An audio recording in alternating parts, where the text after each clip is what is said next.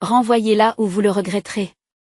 La voix a résonné comme un coup de tonnerre à travers les murs de verre de notre cabinet d'architecture de Seattle. J'ai levé les yeux de ma table à dessin pour voir Ethan Blackwood, avec ses 19 ans de fureur, qui me pointait du doigt à travers la fenêtre de mon bureau. Elle avait le visage rouge et crachait de la salive en hurlant sur son père, qui se tenait derrière lui avec la posture défaite d'un homme qui a perdu le contrôle de son propre fils il y a des années. Je m'appelle Claire Dawson. Et j'ai 29 ans. Ces 4 dernières années, j'ai travaillé en tant que conceptrice architecturale senior chez Blackwood Associates, ici à Seattle. J'aime ce que je fais, créer des espaces qui comptent, des bâtiments qui résisteront pendant des générations. Ce que je n'aime pas, c'est voir un adolescent gâté détruire tout ce que son père a construit. Simplement parce qu'il ne supporte pas qu'on lui dise non. Tout ce gâchis a commencé la semaine dernière lorsqu'Ethan a décidé de passer outre l'une de mes recommandations structurelles pour le projet de l'hôtel Morrison. Il a débarqué dans mon bureau pendant son stage d'été de leadership, un titre fantaisiste pour désigner le népotisme, et a exigé que je modifie les spécifications des fondations pour économiser de l'argent. Lorsque j'ai expliqué que les matériaux qu'il proposait ne répondrait pas aux normes de sécurité en cas de tremblement de terre, il a ri et m'a qualifiée d'excessivement prudente. Lorsque j'ai refusé d'approuver ces modifications, son rire est devenu glacial. Vous travaillez pour moi maintenant, avait-il dit en s'appuyant sur mon bureau comme s'il en était le propriétaire. Mon père t'a peut-être embauché, mais je suis l'avenir de cette entreprise. J'ai simplement repris mon travail, ignorant sa crise. Cela avait été ma première erreur. Non pas parce que j'avais tort, mais parce que j'avais sous-estimé à quel point un jeune de 19 ans ayant des problèmes avec son père pouvait être vindicatif. Maintenant, en le regardant faire des gestes sauvages à son père à travers les fenêtres de la salle de conférence, j'ai senti un frisson me parcourir l'échine. Les épaules de Monsieur Blackwood s'affaissèrent et il hocha lentement la tête, jetant un coup d'œil dans ma direction avec ce qui semblait être un véritable regret. Les autres employés étaient devenus silencieux, leur clavier s'arrêtant de fonctionner alors qu'ils regardaient le drame se dérouler. Et la voix d'Ethan résonna même à travers la vitre insonorisée. Elle a remis en question mon autorité devant toute l'équipe. Si vous ne la renvoyez pas aujourd'hui, je ferai en sorte que vous regrettiez de l'avoir gardée. La menace était suspendue dans l'air comme la fumée d'un feu qui commençait à peine à brûler. Je compris alors qu'il ne s'agissait pas d'un simple désaccord sur des matériaux de construction. Il s'agissait de pouvoir, de respect et d'un jeune homme à qui on n'avait jamais dit qu'il ne pouvait pas avoir exactement ce qu'il voulait, exactement quand il le voulait. En voyant le visage de Monsieur Blackwood se décomposer sous les demandes de son fils, j'ai réalisé que mes 4 années de dévouement ne suffirait peut-être pas à me protéger de la tempête qui s'annonçait. Quand on travaille dans une entreprise familiale, on n'est jamais vraiment un simple employé. Vous êtes pris dans le feu croisé de tous les dysfonctionnements familiaux, de tous les conflits non résolus, de toutes les luttes de pouvoir qui auraient dû être réglées à table il y a des années. Chez Blackwood Associates, ce dysfonctionnement avait un nom. Ethan Blackwood. J'avais entendu parler d'Ethan bien avant qu'il ne commence son stage le mois dernier. Monsieur Blackwood, qui est l'un des architectes les plus respectés de Seattle, a toujours parlé de son fils avec un mélange de fierté et d'épuisement. Il disait, il a de grandes idées, puis ajoutait à voix basse, peut-être trop grandes pour son propre bien. Ce qu'il n'a jamais mentionné, c'est qu'Ethan avait été renvoyé de 2 universités pour mauvaise conduite académique et qu'il avait passé l'année dernière à brûler son fonds d'affectation spéciale dans des tentatives de création d'entreprise qui avait échoué. Lorsque Monsieur Blackwood a annoncé qu'Ethan nous rejoindrait pour l'été afin d'apprendre le métier de A à Z, j'avais espéré que cela rendrait le jeune homme plus humble. Au lieu de cela a semblé gonfler encore plus son ego. En quelques jours, il se pavanait dans le bureau comme s'il avait déjà hérité de l'entreprise, posant des exigences et remettant en question des décisions que j'avais mis des années à gagner le droit de prendre. Le projet de l'hôtel Morrison était mon bébé. J'avais passé des mois à travailler avec le client, une chaîne d'hôtels de charme, pour concevoir un bâtiment qui résisterait à l'activité sismique de Seattle tout en conservant la beauté esthétique souhaitée. Chaque calcul avait été vérifié 3 fois, chaque choix de matériaux justifié par les exigences de sécurité et les contraintes budgétaires.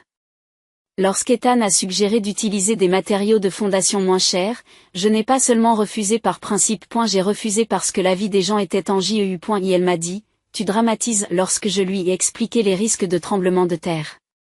Les bâtiments s'effondrent à cause d'une mauvaise conception? Pas à cause des matériaux de fondation. Ce commentaire à lui seul m'a montré tout ce que je devais savoir sur la compréhension de l'architecture par Ethan. Mais lorsque j'essayais de l'éduquer, il me coupait la parole d'un geste de la main. Je n'ai pas besoin d'être sermonné par quelqu'un qui n'a jamais dirigé une entreprise, m'avait-il dit. Mon père a créé cette entreprise à partir de rien. J'ai grandi en entendant parler de chaque projet, de chaque décision. Vous pensez que 4 années passées ici font de vous un expert ? L'ironie de la chose, c'est que M. Blackwood avait bâti sa réputation exactement sur le type d'attention méticuleuse à la sécurité que je préconisais. Mais Ethan semblait considérer la prudence de son père comme une faiblesse, quelque chose à surmonter plutôt qu'à respecter. En l'observant à travers la vitre de la salle de conférence, gesticulant sauvagement tandis que son père restait silencieux. Je me suis demandé si c'était la première fois que M. Blackwood voyait vraiment son fils pour ce qu'il était devenu. L'appel est arrivé exactement 30 minutes après la crise d'Ethan. Claire, pourriez-vous venir dans mon bureau, s'il vous plaît ? La voix de M. Blackwood était soigneusement neutre, mais je pouvais entendre le poids de la défaite. Il allait me licencier. Après 4 ans de projets réussis, de retard pour respecter les délais, de relations nouées avec des clients qui demandaient expressément à travailler avec moi. Tout cela était sur le point de s'arrêter parce qu'une adolescente ne supportait pas qu'on lui dise non. J'ai rassemblé mes affaires lentement, jetant un dernier coup d'œil au bureau qui avait été mon sanctuaire. Les murs étaient couverts de plans des projets que j'avais menés de la conception à la réalisation. Les condominiums en bord de mer qui avaient remporté un prix de durabilité. Le centre communautaire qui avait revitalisé un quartier en difficulté. L'immeuble de bureau dont la conception innovante avait été présentée dans Architectural Digest. Tout cela ne signifiait plus rien aujourd'hui. Lorsque j'ai frappé à la porte de M. Blackwood, il n'a pas levé les yeux de son bureau. Entrez, Claire. Asseyez-vous, je vous prie. Je suis resté debout. Vous me renvoyez. Il a enfin croisé mon regard, et j'ai vu des années de déception se graver sur son visage. Pas une déception à mon égard, mais à l'égard de lui-même. Je suis désolé. Je le suis vraiment. Ethan a clairement fait savoir qu'il ne travaillerait pas avec vous, et il fait partie de la famille. Il a 19 ans, ai-je dit calmement. Il est ici depuis 1 mois. Je suis ici depuis 4 ans. Je sais. Sa voix était à peine supérieure à un murmure. Je sais exactement à quoi ça ressemble, et je me déteste pour ça. Mais c'est mon fils, Claire. Il est tout ce qui me reste depuis la mort de ma femme, et si je ne le soutiens pas maintenant. Il s'est interrompu, mais j'ai compris. Il ne s'agissait pas vraiment de moi ou de mes performances professionnelles.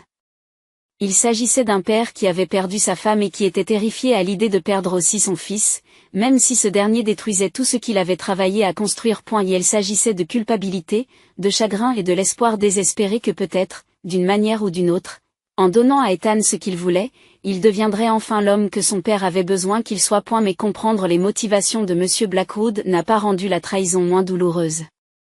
J'avais fait confiance à cet homme, je l'avais respecté.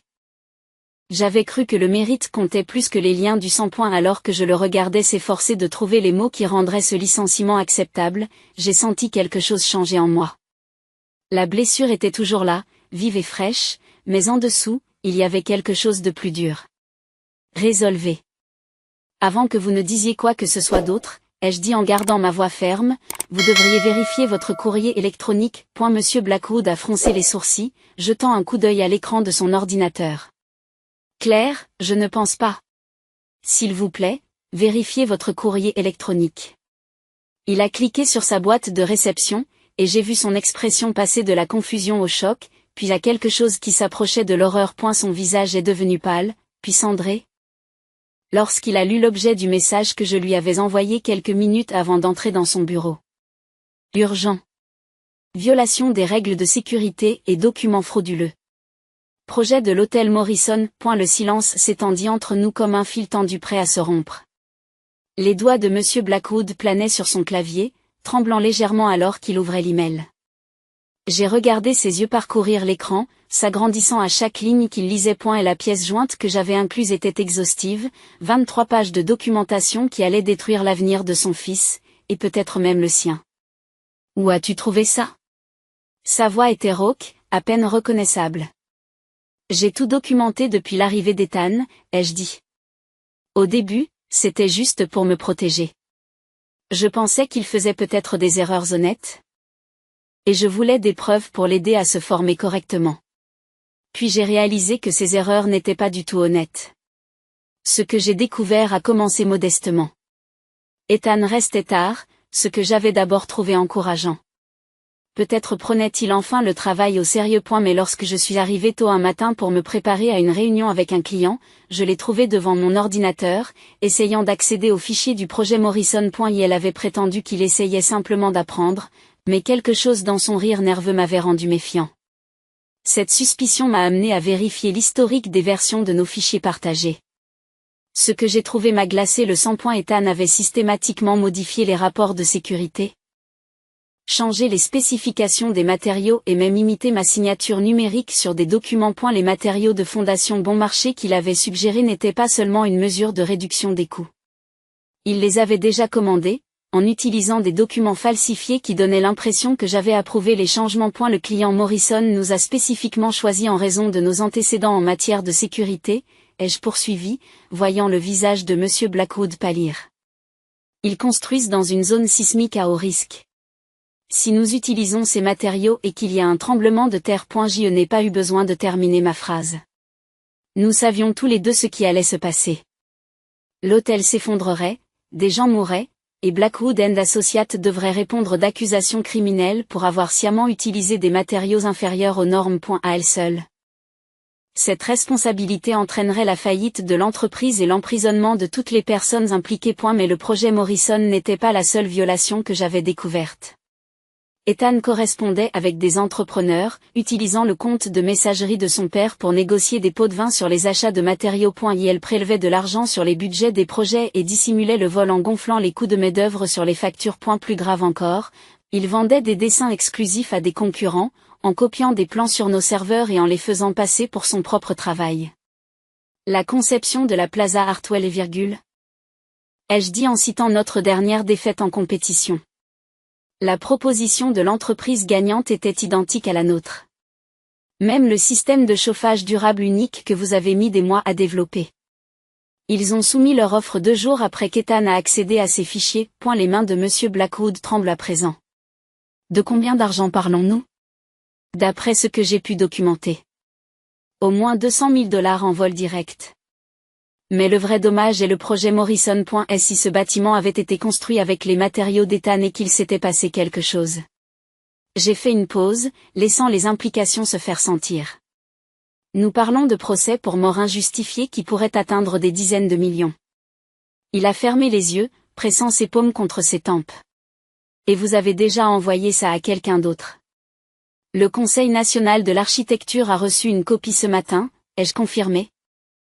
Ainsi que le bureau du procureur général et l'équipe juridique du client Morrison. J'ai également transmis le tout à notre compagnie d'assurance, car elle doit être informée des problèmes de responsabilité potentiels. La porte s'est ouverte sans crier gare. Ethan entre en trombe, le visage rougi par le triomphe. Papa, tu l'as déjà renvoyé? Parce que si tu ne l'as pas fait, j'appelle l'avocat de grand-père. Le conseil d'administration te révoquera en tant qu'associé si tu n'es pas capable de prendre de simples décisions en matière de personnel. Il s'est arrêté net lorsqu'il a vu le visage cendré de son père dans mon expression calme. Qu'est-ce qui se passe? La confiance d'Ethan s'est évaporée comme une brume matinale en observant la scène. Son père était assis devant son ordinateur, fixant l'écran avec l'expression creuse d'un homme qui voit son monde s'effondrer. Je suis resté debout près de la fenêtre, les bras croisés, attendant l'inévitable explosion. Qu'est-ce que c'est? Demanda Ethan en s'approchant du bureau. Papa?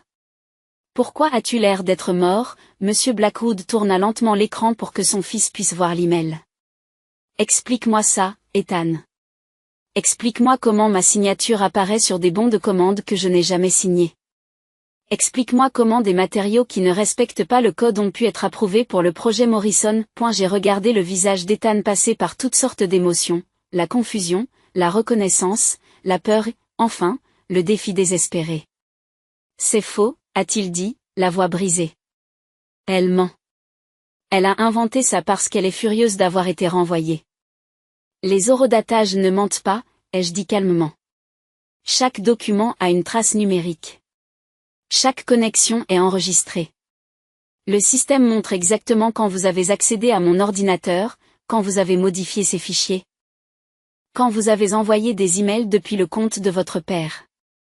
Ethan s'est retourné pour me faire face, et pendant un instant, j'ai vu de la haine pure dans ses yeux. Tu n'as aucune idée de ce que tu as fait. Sais-tu qui est ma famille? Qui mon grand-père connaît? Vous pensez qu'une preuve inventée va vous protéger quand je détruirai votre carrière? En fait, ai-je répondu, je pense que ces preuves vont protéger beaucoup de gens d'une construction de mauvaise qualité et d'une tragédie potentielle. Et elle commençait à prendre conscience de la réalité de sa situation. L'hôtel Morrison n'était pas un projet comme les autres. Il s'agissait d'un bâtiment de 20 étages conçu pour accueillir des centaines de clients. Si les matériaux de qualité inférieure d'Ethan avaient été utilisés et qu'un tremblement de terre avait eu lieu, le nombre de morts aurait pu être catastrophique. Les ramifications juridiques iraient bien au-delà des poursuites civiles. Nous parlions de négligence criminelle, voire d'homicide involontaire. On ne peut pas prouver l'intention, dit Ethan, mais sa bravade s'estompe rapidement. J'ai peut-être fait des erreurs dans la paperasse, mais l'email envoyé à Continental Contractor prouve l'intention. Ai-je interrompu? Celui dans lequel vous avez négocié un pot de vin de $10 000 pour approuver leur béton de qualité inférieure. Celui où vous avez spécifiquement mentionné que votre père ne remarquerait jamais le changement parce qu'il fait trop confiance à ses employés. M. Blackwood a relevé la tête. Continental. Ethan, s'il te plaît. Dis-moi que tu n'as pas pris d'argent de Continental. Les entrepreneurs de Continental avaient été mis sur la liste noire de la plupart des entreprises réputées de Seattle après un scandale impliquant des matériaux toxiques il y a 3 ans. Leur béton avait provoqué des défaillances structurelles dans 2 bâtiments, entraînant des millions de dollars de dommages et intérêts et un procès collectif toujours en cours. Le fait qu'Ethan les ait contactés, sans parler d'accepter de l'argent de leur part, témoigne d'un niveau de corruption qui va au-delà de la simple cupidité. Ce n'était pas censé avoir d'importance, a déclaré Ethan, d'une voix suppliante. Les inspecteurs du bâtiment ne s'en seraient jamais aperçus. Les matériaux auraient résisté pendant des années, voire des décennies. Le temps qu'il se passe quelque chose, nous aurions, le temps qu'il se passe quelque chose, les gens seraient morts, dit Monsieur Blackwood, la voix creuse. Mon Dieu, Ethan, qu'êtes-vous devenu? La porte s'ouvrit à nouveau, et cette fois, c'était Janet du service des ressources humaines, suivie de 2 hommes en costume sombre. Monsieur Blackwood, ces messieurs sont du Conseil national de l'architecture. Ils aimeraient vous parler de certaines irrégularités dans vos récents projets. Le visage d'Ethan devint tout blanc lorsqu'il réalisa que la carrière de son père, l'entreprise familiale et son propre avenir venaient de franchir la porte. Les enquêteurs ont fait preuve de rigueur et de professionnalisme, mais leur présence a transformé le bureau en une véritable scène de crime. Ils ont installé des ordinateurs portables sur la table de conférence, ont demandé l'accès à nos serveurs et ont commencé à documenter méthodiquement toutes les violations que j'avais découvertes. Ethan s'est assis dans un coin, sa bravade d'antan ayant complètement disparu, tandis que son père répondait aux questions avec l'air défait d'un homme qui sait que son héritage est en train de s'effondrer. Mademoiselle Dawson, dit l'enquêtrice principale, une femme sévère nommée inspecteur Patricia Wells. Vous avez mentionné dans votre rapport que vous soupçonniez une fraude avant aujourd'hui. Pourquoi ne vous êtes-vous pas manifesté plus tôt? Je m'attendais à cette question. Je voulais en avoir le cœur net. Des accusations comme celle-ci peuvent détruire des carrières, et j'avais besoin de preuves irréfutables avant de les formuler. Quand Ethan a demandé à son père de me renvoyer ce matin, j'ai compris que je ne pouvais plus attendre. L'ironie de la situation ne m'a pas échappé. Si Ethan m'avait simplement laissé tranquille. Il m'aurait fallu des semaines de plus pour rassembler toutes les preuves. Son accès de colère avait en fait accéléré sa propre chute en me forçant à agir avant qu'il ne détruise d'autres preuves ou ne cause d'autres dommages. L'inspecteur Wells a consulté la correspondance de Continental Contractor sur son ordinateur portable. Cette chaîne d'emails suggère que M. Ethan Blackwood avait l'intention d'utiliser des matériaux de mauvaise qualité pour plusieurs projets, et pas seulement pour l'hôtel Morrison.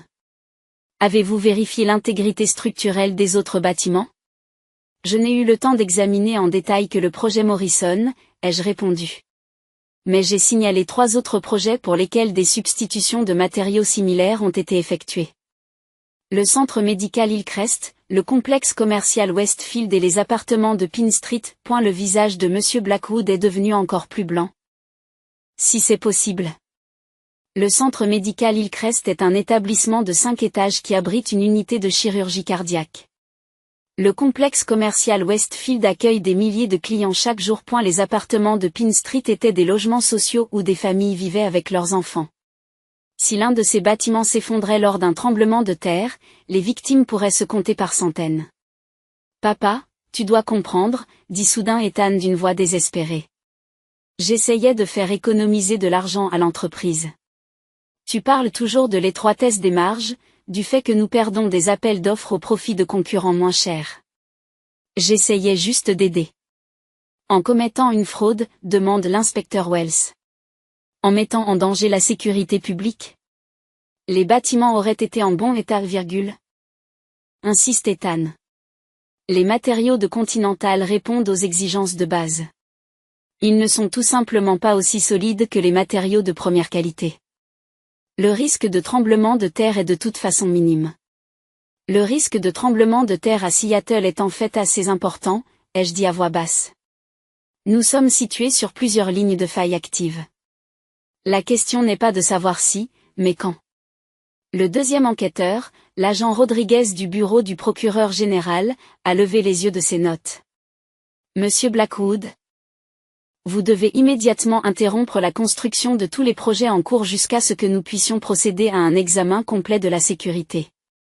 Tous les bâtiments qui ont déjà été construits avec ces matériaux devront être inspectés et éventuellement rénovés. Les implications financières sont considérables. Wooden Associates aurait dû assumer le coût de la remise à niveau de chaque bâtiment où des matériaux non conformes aux normes avaient été utilisés. Elle s'exposerait à des poursuites de la part de ses clients, à des amendes réglementaires et presque certainement à des poursuites pénales. Et la société que M. Blackwood avait mis 30 ans à construire serait détruite en quelques mois. Et moi, alors, demande Ethan, d'une petite voix. Qu'est-ce qui m'arrive? L'inspecteur Wells ferme son ordinateur portable et se lève. Cher Ethan Blackwood, vous êtes en état d'arrestation pour fraude, conspiration et mise en danger d'autrui. Vous avez le droit de garder le silence. Pendant qu'elle lui lisait ses droits, j'ai ressenti un étrange mélange de satisfaction et de tristesse. La justice était rendue, mais regarder une famille se détruire n'est jamais agréable, même lorsque cette destruction est entièrement auto-infligée. Les menottes se sont refermées sur les poignets d'Ethan avec une finalité qui a semblé résonner dans tout le bureau. Sa transformation de prince habilité en criminel de droit commun était achevée, et tous ceux qui avaient été témoins de son arrogance au cours du mois écoulé le regardaient maintenant se faire emmener par des agents fédéraux. Le jeune homme qui s'était pavané dans nos bureaux en exigeant le respect se dirigeait à présent vers l'ascenseur, la tête baissée, les mains liées dans le dos. C'est de la folie, criait-il par-dessus son épaule tandis que les agents le guidaient vers la sortie. Papa, appelle l'avocat de grand-père.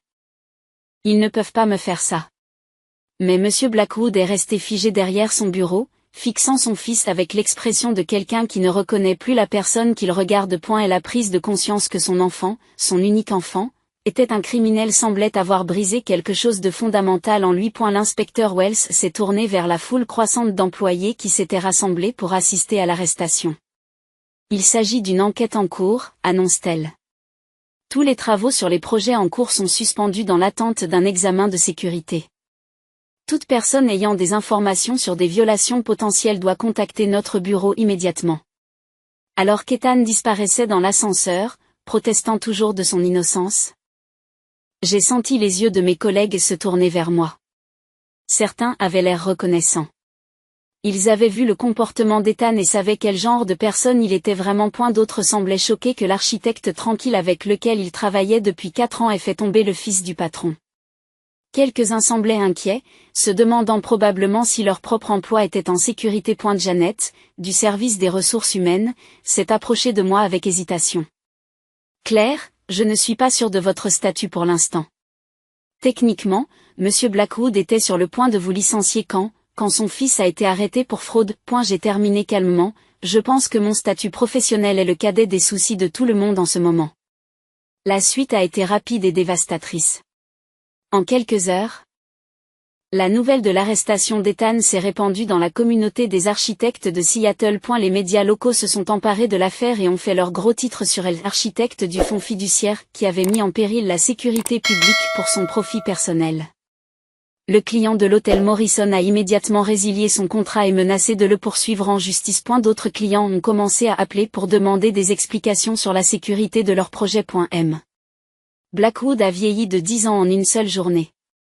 Il a passé l'après-midi en conférence téléphonique avec des avocats, des compagnies d'assurance et le Conseil national de l'architecture, chaque conversation le laissant plus abattu que la précédente. Lorsque le Conseil a annoncé qu'il lançait une enquête formelle qui pourrait aboutir à la révocation permanente de sa licence, il est resté assis dans son bureau, regardant par la fenêtre la ligne d'horizon de Seattle que ces bâtiments avaient contribué à créer. Dans la soirée, l'inévitable s'est produit.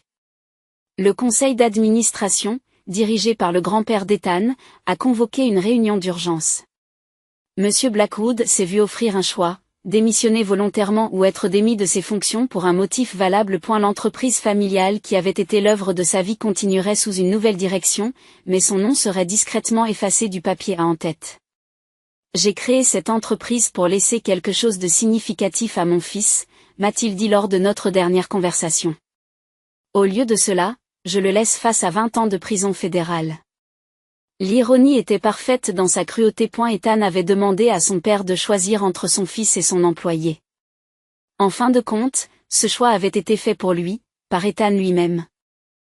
À travers ses propres actions criminelles. Le jeune homme gâté qui se croyait intouchable avait détruit non seulement son propre avenir, mais aussi l'héritage de son père. En rangeant mon bureau ce soir-là, je me suis demandé si Ethan avait enfin compris que les actes ont des conséquences, ou s'il continuait à rejeter la responsabilité de sa chute sur les autres. 3 mois plus tard, l'ampleur des crimes d'Ethan a été révélée.